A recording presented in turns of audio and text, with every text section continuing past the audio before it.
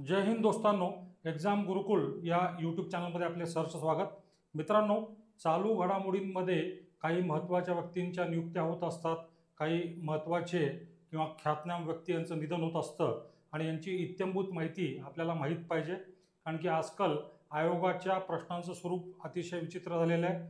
आपल्याला प्रश्न विचारला जातो, खालीलपैकी कोणतं विधान योग्य आहे ते ओळखा आणि पर्यायामध्ये फक्त अ बरोबर, अ व ब बरोबर किंवा सर्व बरोबर असे सगळे प्रकार दिलेले असतात। त्यामुळं आपल्याला त्या व्यक्तिमत्वाची इत्थंभूत माहिती असणं अतिशय गरजेचं ठरतं।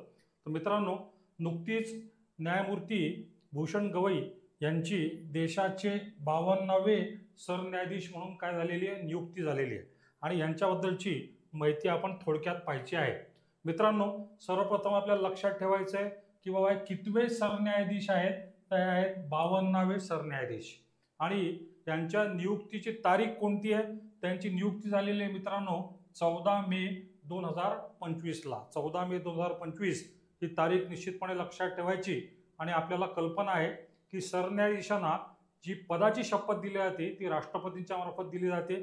त्यामुळे यांना पदाची शपथ देणाऱ्या कोण आहेत, तर आपल्या राष्ट्रपती द्रौपदी मुर्मू। यांचा एक अल्पसा परिचय आपल्याला लक्षात घ्यायचा आहे की न्यायमूर्ती भूषण गवई यांचा जन्म झालेला आहे 24 नोव्हेंबर 1960 ला।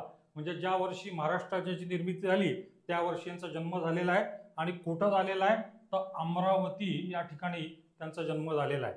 आता यांना अतिशय मोठा वारसा जो आहे, कौटुंबिक वारसा प्राप्त झालेला आहे। यांचे जे वडील आहेत रासू गवई आपण त्यांना म्हणतो, तर त्यांनी केरळ आणि बिहारचे राज्यपाल म्हणून सुद्धा काम केलेलं आहे।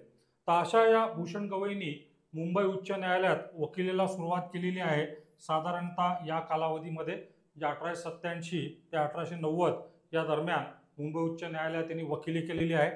कालांतराने 2005 ला हे मुंबई उच्च न्यायालयाचे न्यायाधीश म्हणून नियुक्त झालेले आहेत। तर मुंबई उच्च न्यायालयाच्या न्यायाधीश पदाची धुरा सांभाळल्यानंतर ऑब्व्हियसली पुढचा टप्पा जो होता तो सर्वोच्च न्यायालयाच्या न्यायाधीश होण्यामध्ये होता।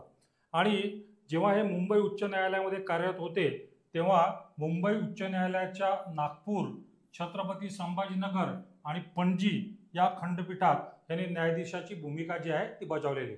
मित्रांनो, मुंबई उच्च न्यायालयाचे 3 खंडपीठ आहेत। एक तर तुमचं आहे छत्रपती संभाजीनगर, दुसरं आहे नागपूर आणि तिसरं आहे काय, तर पणजी।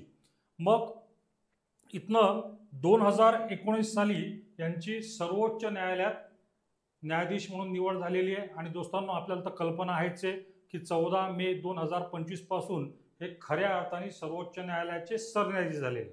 मग आपल्याला आणखीन एखादा पर्याय असा पण दिला जाऊ शकतो की बाबा सरन्यायाधीश पदी यांची नियुक्ती झाली तर त्यांनी कुणाकडून पदभार स्वीकारला, तर यांच्या पूर्वीचे जे सरन्यायाधीश होते ते होते न्यायमूर्ती संजीव खन्ना आणि न्यायमूर्ती संजीव खन्ना यांच्याकडूनच न्यायमूर्ती भूषण गवई यांनी या पदाचा पदभार स्वीकारलेला आहे।